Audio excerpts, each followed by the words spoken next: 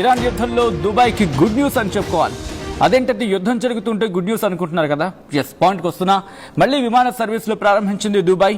తాము అమెరికాకు సపోర్ట్ చేయడం లేదని, తమపై దాడులు చేయొద్దంటూ రష్యా ద్వారా ఇరాన్ను కోరింది యుఏఈ. అవును, దీంతో అబుదాబి, దుబాయ్లపై దాడులు ఆపేసింది ఇరాన్. పరిస్థితులు చక్కబడుతూ ఉండడంతో పరిమిత విమాన సర్వీసులు ప్రారంభమయ్యాయి. 2 రోజులుగా గల్ఫ్ దేశాల ఎయిర్ స్పేస్ల మూసివేతతో ఎయిర్పోర్టులో నరకం అనుభవించారు ప్రయాణికులు. దీంతో ప్రస్తుతం మధ్యవర్తిత్వానికి వెళ్ళింది ఈ క్షణం. ఇప్పుడు గురించి మాట్లాడుకుంటే ఇటు దుబాయ్ అంటే యుఏఈ రష్యా దగ్గరికి, రష్యాకి వేడుకుంది. నువ్వు ఒకసారి ఇరాన్తో మాట్లాడితే ఇరాన్ కాస్త సర్దుబాటు అయ్యే అవకాశం ఉంటుంది. మేము ఎవరికి సపోర్ట్ లేవని చెప్పు. ఒకవేళ నువ్వు చెప్తే కనుక ఇరాన్ మాట వినే అవకాశం ఉంటుంది.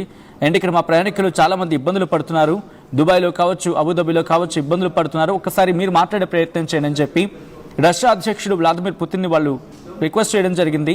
దీంతో వెంటనే రంగంలోకి దిగింది రష్యా. ఈ విషయాన్ని వాళ్ళకి కన్వే చేసింది. దీంతో పాక్షికంగా ప్రస్తుతం దాడులను ఆపేసిందనే చెప్పుకోవాలి. ఈ నేపథ్యంలో ఇరాన్ యుద్ధంలో దుబాయ్కి గుడ్ న్యూస్ అనే చెప్పుకోవాలి. యుఏఈ మళ్ళీ విమాన సర్వీసులు ప్రారంభించింది దుబాయ్. తాము అమెరికాకు సపోర్ట్ చేయడం లేదు, తమపై దాడులు చేయొద్దంటూ కూడా వేడుకుంది. ఈ నేపథ్యంలో రష్యా ద్వారా ఇరాన్ను కోరింది యుఏఈ. వెంటనే రష్యా ఇదే అంశం మీద మాట్లాడింది.